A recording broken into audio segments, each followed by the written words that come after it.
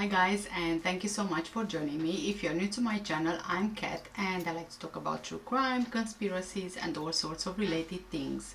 If you are following me on my channel usually, then you probably already noticed that I have started uploading mixed content simply because I usually love talking about everything, and sometimes they are not related, and rather than me uploading videos on a separate channel each time, I decided that I will probably use this channel and upload all my content on it. The main focus of the channel will still be true crime and conspiracies, however you will start seeing different types and styles of videos. But for today I am bringing you another fraud case, so let's get started. Elizabeth Holmes was born on February the 3rd, 1984 in Washington, D.C. Her mom, Noel, was a Congressional committee staffer, and her dad, Christian Holmes, worked for Enron before moving to government agencies like USAID. Elizabeth's family moved when she was young from Washington, D.C. to Houston. At the age of 7, Elizabeth tried to invent her own time machine, filling up an entire notebook with detailed engineering drawings. At the age of 9, she told relatives she wanted to be a billionaire when she grew up. Her relatives described her as saying it with the utmost seriousness and determination. So already from the beginning we can already tell she was a smart kid. I mean, I would never have imagined at 7 years old that I want to build a time machine and have sketches about it. So yeah, it goes to show. Elizabeth was very competitive from a young age. She loved playing Monopoly with her younger brother and cousin, and she would insist on playing until the end, collecting the houses and hotels until she won. And if she was losing, she would often storm off, and more than once she ran directly through a screen on the door. During high school, Elizabeth started developing her work ethic, often staying up late to study. She quickly became a straight A student and even started her own business. She sold C++ compilers, a type of software that translates computer code to Chinese schools.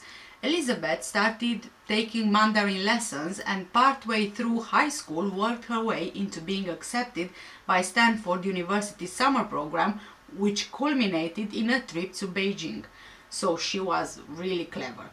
Inspired by her great-great-grandfather Christian Holmes, a surgeon, Elizabeth decided she wanted to get into medicine, but she discovered early on that she was terrified of needles. Later, she said this influenced her to start Theranos. I am petrified of needles, guys. Honestly, seriously. Elizabeth went to Stanford to study chemical engineering. When she was a freshman, she became a President's Scholar, and an honor which came with a $3,000 stipend to go toward a research project. She then spent the summer after her freshman year interning at the Genome Institute in Singapore. She got the job partly because she spoke Mandarin. As a sophomore, Elizabeth went to one of her professors, Channing Robertson, and said, "Let's start a company." With his blessing, she founded Real Time Cures, later changing the company's name to Theranos. Because of a typo, early employees' paychecks actually said real-time curses instead of cures. Elizabeth soon filed a patent application for a medical device for analyte monitoring and drug delivery, a wearable device that would administer medication, monitor patients' blood, and adjust the dosage as needed. It sounds brilliant, right? By the next semester, Elizabeth dropped out of Stanford altogether, and she was working on Theranos in the basement of a college house.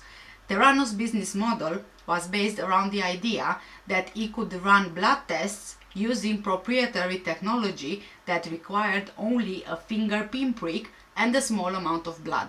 Elizabeth said the tests would be able to detect medical conditions like cancer and high cholesterol.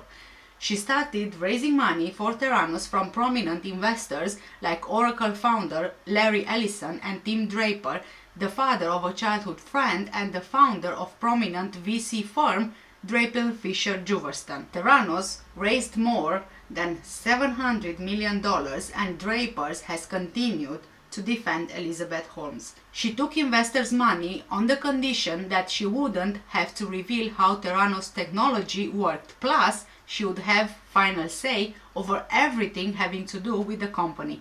That obsession with secrecy extended to every aspect of Theranos. For the first decade Elizabeth spent building her company Theranos, she operated in stealth mode. She even took 3 former Theranos employees to court, claiming they had misused Theranos trade secrets. Elizabeth's attitude towards secrecy and running a company was borrowed from a Silicon Valley hero of hers, former Apple CEO Steve Jobs. She started dressing in black turtlenecks like Steve Jobs, decorated her office with his favorite furniture, and just like Steve Jobs, she never took any vacations. Even her deep voice may have been part of a carefully crafted image intended to help her fit in the male-dominated business world. In ABC's podcast on Elizabeth Holmes called The Dropout, ex-Theranos employees said the CEO sometimes fell out of character, particularly after drinking, and would speak in a higher voice. Elizabeth Holmes was a demanding boss and wanted her employees to work as hard as she did. She and her assistants tracked when employees arrived and left each day, and to encourage people to work longer hours, she started having dinner catered to the office around 8 p.m. each night. More behind-the-scene footage of what life was like at Theranos was revealed in leaked videos obtained by the team behind the HBO documentary The Inventor, Out for Blood in Silicon Valley. Shortly after Elizabeth Holmes dropped out of Stanford at age 19, she began dating Theranos president and COO Sunny Balwani, who was 20 years older than her. They met during Elizabeth's third year in Stanford's summer mentoring program, the summer before she went to college. She was bullied by some of the other students and he came to her aid. Sunny became Elizabeth's number 2 at Theranos despite having very little experience. He was said to be a bully and often tracked his employees' whereabouts. They eventually broke up in spring 2016 when Elizabeth pushed him out of the company. In 2008, the Theranos board decided to remove Elizabeth as CEO and bring in someone more experienced. But over the course of a 2-hour meeting, Elizabeth managed to convince them to let her stay in charge of her company. As Theranos started to take in millions of funding, Elizabeth became the subject of media attention and acclaim in the tech world. She was on the covers of Fortune and Forbes, gave a TED Talk, and spoke on panels with Bill Clinton and Alibaba's Jack Ma. Theranos quickly began securing outside partnerships. Capital Blue Cross and Cleveland Clinic signed on to offer Theranos tests to their patients, and Walgreens made a deal to open Theranos testing centers in their stores. Theranos also formed a secret partnership with Safeway worth $350 million. In 2011, Elizabeth employed her younger brother Christian to work at Theranos, although he didn't have a medical or science background. Christian Holmes spent his early days at Theranos reading about sports online and recruiting his Duke University fraternity brothers to join the company. People nicknamed Christian and his crew the Frat Pack and Thera Bros. At one point, Elizabeth Holmes was the world's youngest self-made female billionaire with a net worth of around $4.5 billion. She was obsessed with security at Theranos. She asked anyone who visited the company's headquarters to sign non-disclosure agreements before being allowed in the building, and had security guards escort visitors everywhere, even to the bathroom. Around the same time, questions were being raised about Theranos' technology. Ian Gibbons, chief scientist at Theranos and one of the company's first employees, warned Elizabeth that the tests weren't ready for the public to take, and that there were inaccuracies in the technology. Outside scientists began voicing their concerns about Theranos as well. By August 2015, the FDA began investigating Theranos, and regulators from the government body that oversees labs found major inaccuracies in the testing Theranos was doing on patients. By October 2015, Wall Street Journal reporter John Carreyrou published his investigation into Theranos' struggles with its technology. His reporting sparked the beginning of the company's downward spiral. John found that Theranos' blood testing machine, named Edison, couldn't give accurate results, so Theranos was running its samples through the same machines used by traditional blood testing companies. Elizabeth Holmes appeared on CNBC's Mad Money shortly after the Wall Street Journal published his story to defend herself and Theranos. Quote, "This is what happens when you work to change things, and first they think you are crazy, then they fight you, and then all of a sudden you change the world." This is what Elizabeth Holmes said. By 2016, the FDA, Centers for Medicare and Medicaid Services, and US Securities and Exchange Commission were all looking into Theranos. In July 2016, Elizabeth was banned from the lab testing industry for 2 years. By October, Theranos had shut down its lab operations and wellness centers. In March 2018, Theranos, Elizabeth Holmes, and Sunny Balwani were charged with massive fraud by the Securities and Exchange Commission. Elizabeth agreed to give up financial and voting control of the company, pay a $500,000 fine, and return $18.9 million shares of Theranos stock. She also isn't allowed to be the director or officer of a publicly traded company for 10 years. Despite the charges, she was allowed to stay on as CEO of Theranos since it's a private company.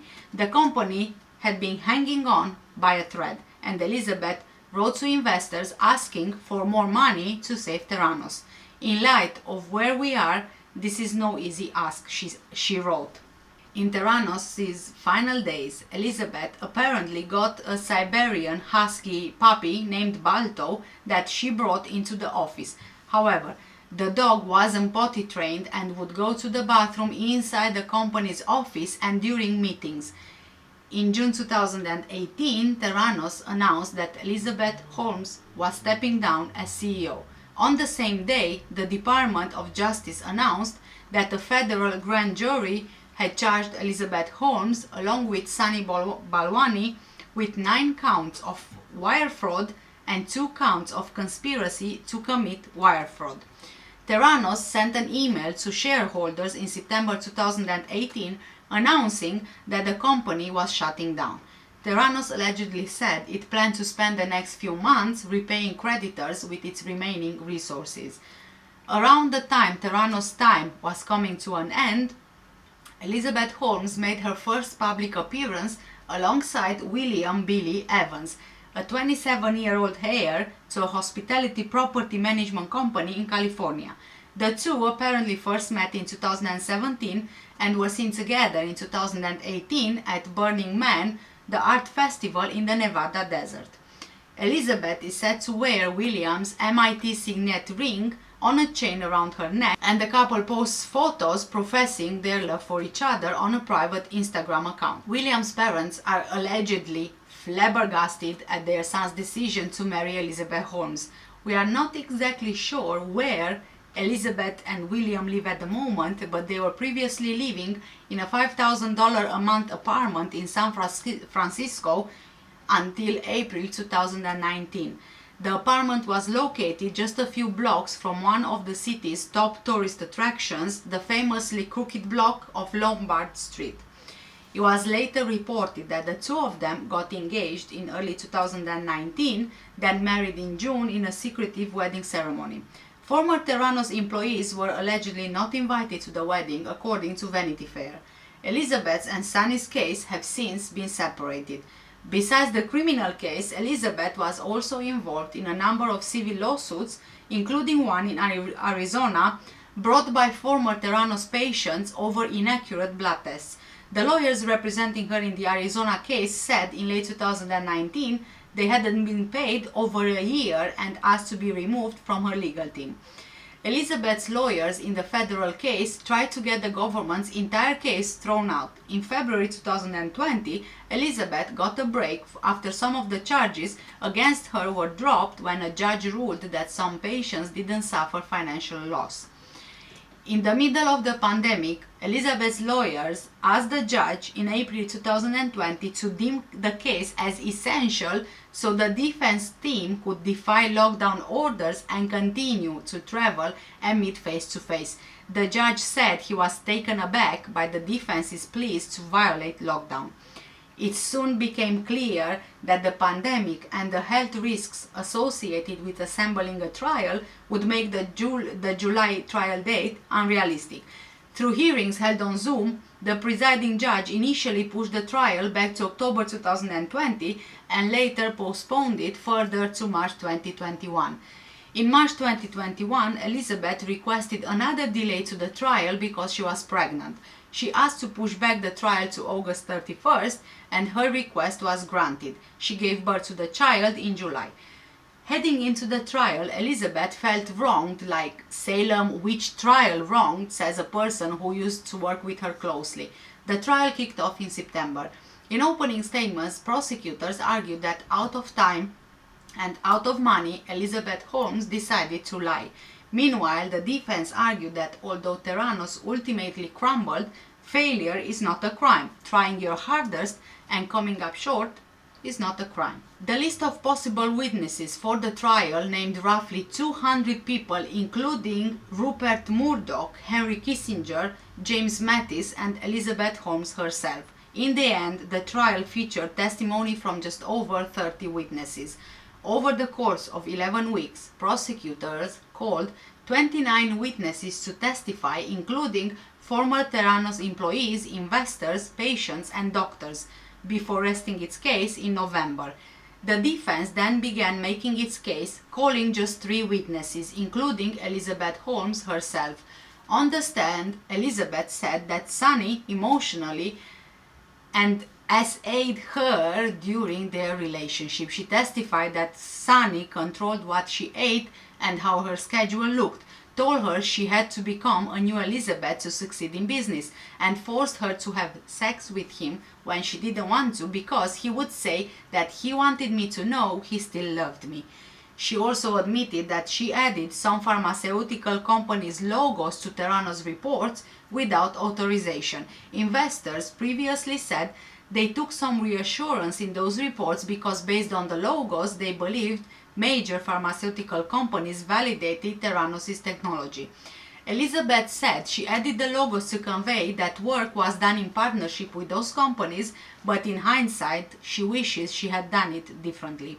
She also acknowledged on the stand that she hid Theranos' use of modified commercial devices from investors. She said she did this because company counsel told her that alteration the company made to the machines were trade secrets and needed to be protected as such.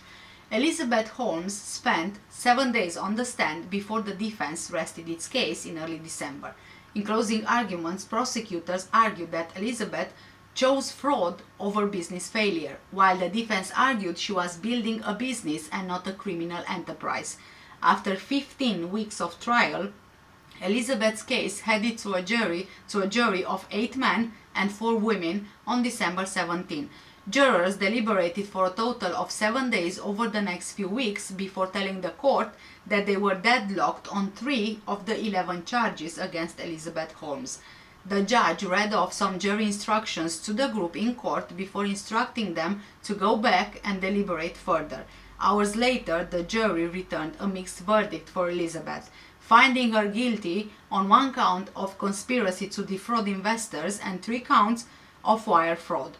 They found her not guilty on 4 other counts and failed to reach a verdict on the remaining 3 counts. The counts Elizabeth was found guilty of were all related to investments.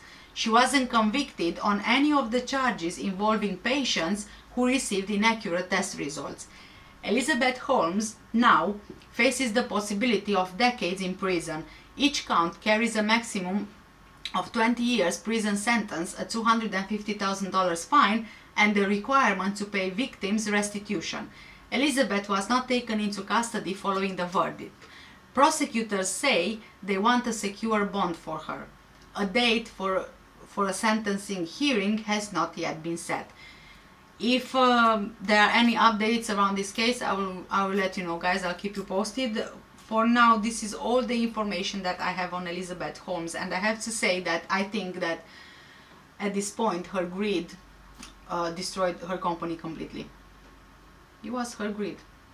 She should have been happy when she saw that Theranos was building up and it was becoming trustworthy, but rather she chose to hide things and to keep on asking for investments and investments, and then we got to the point where we are at now. Now she lost the company that she worked for throughout her entire life, which is a shame really. That, you know, some people when they reach a point they don't know how to stop, so they keep on going, and finally usually something happens and they destroy everything that they've tried to build their whole life.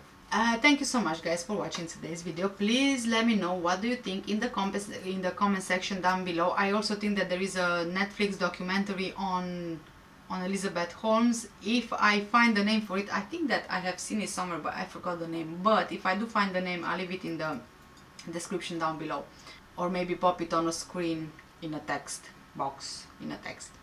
Yes, yay. Fraud cases. Thank you so much guys for watching. I'm losing my mind here. Thanks for watching. Please don't forget to give this video a thumbs up or a thumbs down, whichever way you prefer. Either way really helps me and my channel out, and it's free. It costs you absolutely nothing at all. Thanks again guys. Take care and stay safe, and I will see you in the next one. Bye.